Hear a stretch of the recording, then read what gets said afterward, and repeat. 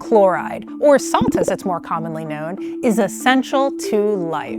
The simple ionic compound is necessary for nerve and muscle function, helps regulate fluids in the body, and plays a critical role in controlling blood pressure. Not having enough salt can cause dehydration, low blood pressure, and even death. Because of salt's critical importance, it has been pivotal to human civilization. The humble mineral has been used for millennia in a multitude of ways, from food preservation to religious practices, and became so valuable it carved roads that we still use today.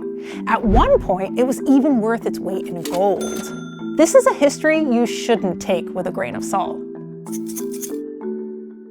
Let's start in the Paleolithic era.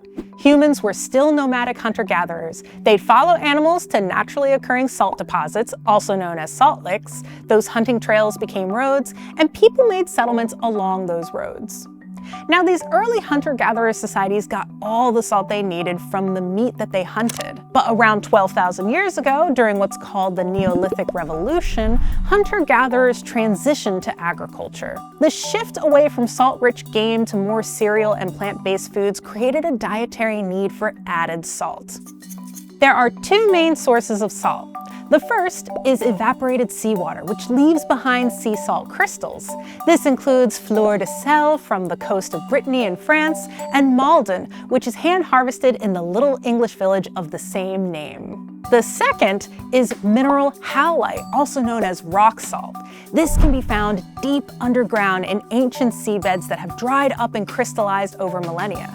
Sometimes those ancient deposits are pushed up through the planet's crust, creating salt domes or even mountain ranges like the Salt Range in Pakistan's Punjab region, where Himalayan salt comes from. Though the Earth is abundant with salt, production in the ancient world was limited to those who lived near seawater, had the resources to mine for deposits deep underground, or seized geopolitical control of those sources. Now, the interesting thing about the history of salt production is that civilizations around the world figured it out independently from one another.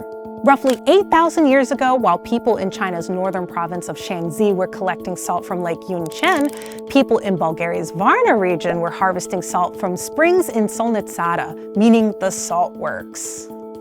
In 3000 BCE, ancient Egyptians started gathering salt from marshes along the banks of the Nile, and though they were relatively late to the salt production game, they were among the first to figure out how to use the mineral to cure meats and fish.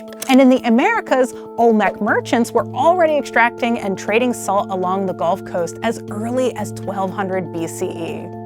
As civilizations around the world started figuring out salt production, they began to realize the significant roles it played in everyday life. Of course, one of salt's most important uses was for food preservation. It was used to pickle produce and draw bacteria-causing moisture out of meats, which later led to salt-cured delicacies like Italian Parma hams and bresaola, as well as Swedish gravlax and brathering in northern Germany. Salt was used for medicinal purposes as well. Pliny the Elder, author of what is considered by many historians as the world's first encyclopedia, Natural History, wrote that salt was used to soothe the belly after childbirth, cure wounds in the eyes of cattle, and help remove wrinkles.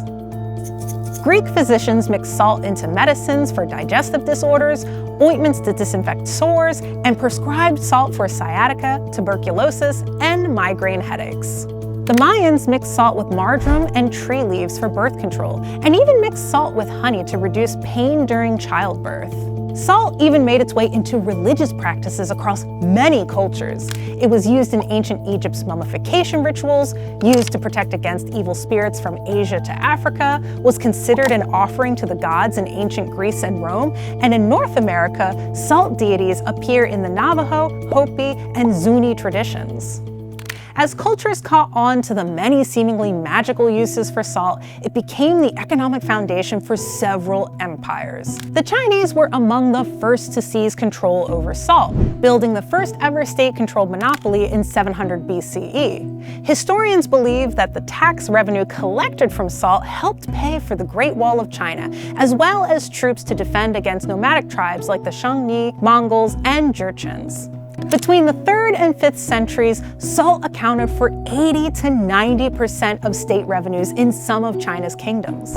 And when Marco Polo visited salt production sites in Yunnan province in the 13th century, he said that people in the mountainous regions, quote, have none of the Great Khan's paper money, but use salt instead. For over 2,000 years, the only company allowed to sell table salt in mainland China was the China National Salt Industry Corporation, also known as China Salt. The salt monopoly finally ended in 2017. The Chinese weren't the only ones to use salt as money. In 525 BCE, the Empire of Aksum, which is Ethiopia today, used salt bars called amoles as payment, a practice that carried on all the way to the early 20th century. Moorish merchants in the Sub-Sahara traded salt ounce for gold during the 6th century CE. And when Hernan Cortés first arrived to the Yucatan Peninsula, he documented that the Mayans had a well-established salt industry that included extracting salt from plants, which would be used as currency. Salt was also crucial to ancient Rome's economy and has left a lasting impression on cultures across Europe today. Of all the Roman roads that crossed through Europe, Via Salaria, the Salt Road, was among the busiest, and parts of it are still in use to this day. The word salary comes from salarium, which referred to the monthly payment Roman soldiers would receive, part of which was salt. In fact, sal, the Latin word for salt, still pops up in Romantic languages.